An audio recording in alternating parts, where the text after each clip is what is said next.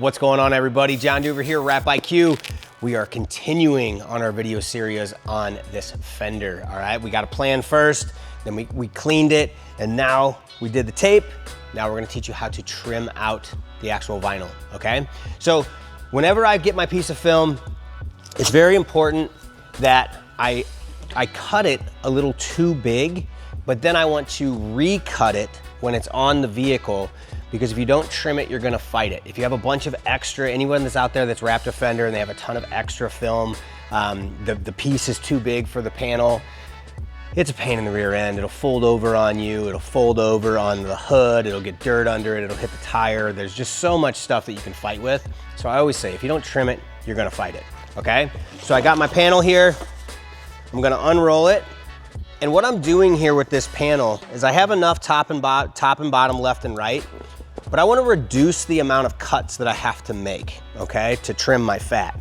So I'm looking for my body line here, and I wanna give myself just a couple inches of bleed, get a good set of magnets. I love these mag strap magnets, and also a piece of tape. The reason I use that piece of tape on the front there, or on the back there, is because when I trim out my panel, the last thing I want is, as I'm trimming, that the magnets to slide, or whatever that is. So that's just assurance that it's not gonna slide on me, okay? Looking through here, making sure I got enough. I'm gonna hold it with my hip on here. I can grab another magnet so it doesn't move on me. Maybe even 2 magnets, that's okay.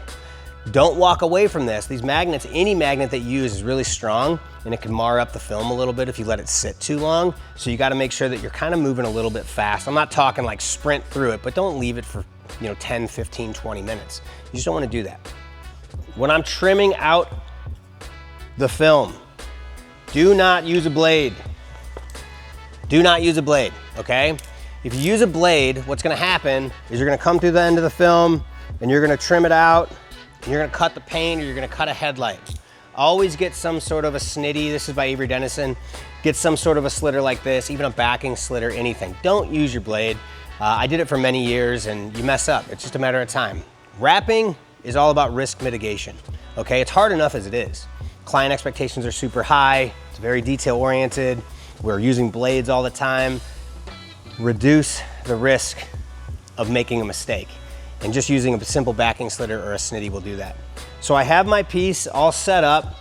The first cut I'm going to make is gonna be my front cut, because then I'm gonna take a piece of tape and I'm gonna tape this side so it won't move on me even further. Again, I'm ensuring that it's not gonna move on me. Measuring twice, cutting once, coming down, grab a piece of tape.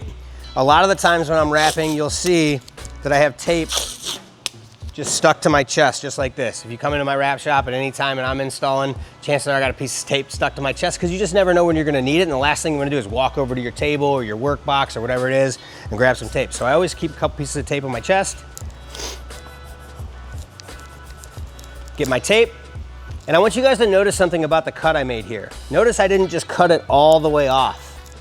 The piece that I'm cutting off when I'm trimming my fat per se, I want that to be the biggest piece possible. I could trim this in 4 or 5 different small pieces, but I don't want that.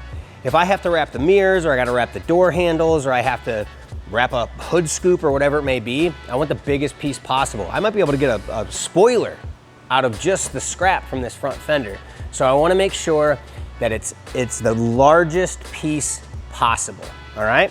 So I'm coming down here, giving myself my bleed. You can even mark this body line with your finger so you know exactly where it is. I'm holding it with my knee so it's not gonna zipper on me or wrinkle up. Feeling my way along. Giving myself some bleed because I have to tuck it into that fender. I wanna make sure that I don't just drop this on the ground, okay? Like, look at the size of that panel, all right? And that's not because I trimmed this too big, all right? It's 60 inches by 36 inches. That's pretty much the standard size for a front fender. But dude, there's all your door handles, there's all your mirrors, maybe some accent pieces somewhere else. That's money. I'll put that in my money pile, okay? If it has backing paper on it, I do not throw it away. Now, I wanna make sure to go back and make sure that it looks all good, make sure I got enough bleed around everything. I can actually trim some of this bottom off if I would like to. Keep my bleed. Again, there's a door handle. There might be a little patch on a mirror or something, inlay on a mirror. But when you wanna trim it out, you have to make sure you trim it where you have enough bleed. Sometimes the bleed needs to be 4 inches or 5 inches. It depends on your skill set level. I like to have about 2 to 3 inches of bleed. I know that I have a plan going into this. I know where I'm gonna pull. I know where I'm gonna push. I know where I'm gonna feed. So I know that I don't need very much bleed on the inside of this fender. I don't need very much bleed over here, but I do need some bleed down here. And I know for a fact I need some bleed down here. So I've cut it a little bit bigger, and that all goes into my plan. All right, I'm John Duever, this is WrapIQ, and that's how you trim a panel.